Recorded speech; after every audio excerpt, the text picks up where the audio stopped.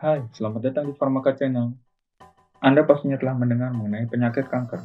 Menurut World Cancer Research Fund, terdapat 18 juta kasus yang muncul secara global. Tak ayal, berbagai negara dan perusahaan swasta mencoba menemukan obat yang tepat untuk penyakit ini.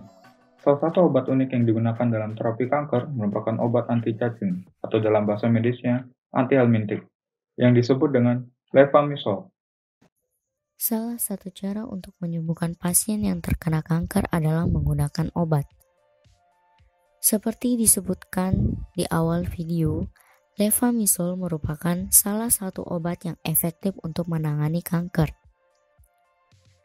Pada tahun 1977, peneliti dari Universitas Tours di Prancis mengenali kesamaan antara senyawa anti kanker dan levamisol, sehingga obat ini diuji cobakan pada awal tahun 1980 hingga 1990-an. Amerika Serikat dan Kanada merupakan negara-negara yang menggunakan obat ini sebagai anti kanker.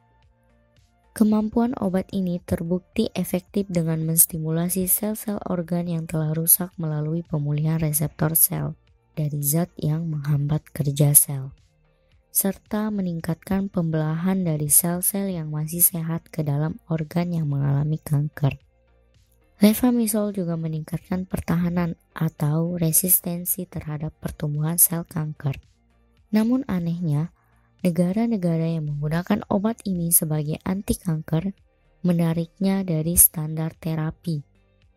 Mengapa obat yang sangat mungkin untuk membunuh salah satu penyakit mematikan ditarik?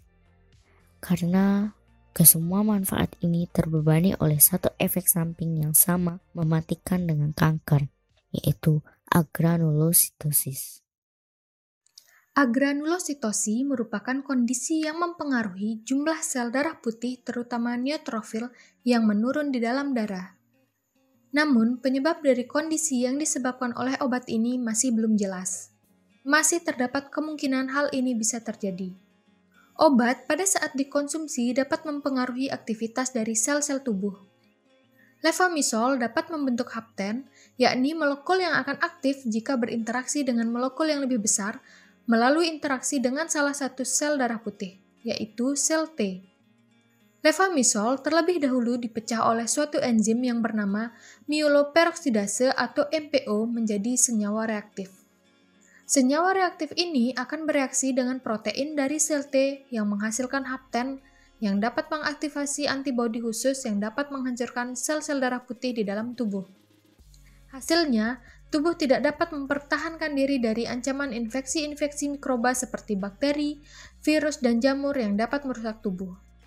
Hal ini dapat menyebabkan efek yang sangat mengerikan pada pasien yang menggunakan obat ini sebagai terapi kanker, karena dapat menyebabkan adanya komplikasi penyakit.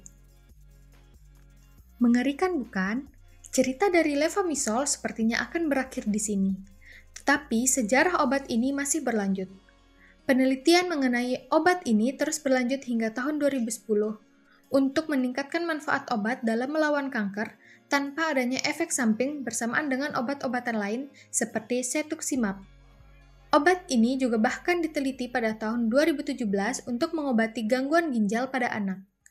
Di masa depan nanti, obat ini mungkin dapat digunakan secara aman untuk mengobati kanker. Terima kasih telah menyaksikan video kami. Semoga bermanfaat ya. Sampai jumpa.